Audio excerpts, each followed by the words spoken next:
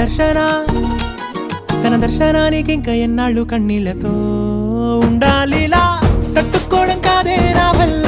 వయ్యారి పిల్ల గుక్క పట్టి ఏడుస్తూనే ప్రాణం నీ వల్ల తట్టుకోవడం కాదే నా వల్ల వయ్యారి పిల్ల గుక్క పట్టి ఏడుస్తూనే ప్రాణం నీ వల్ల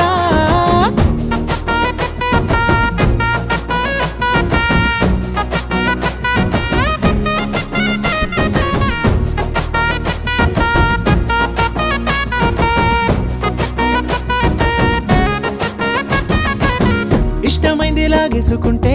చంటి పిల్లాడల్లాడినట్టే దిక్కు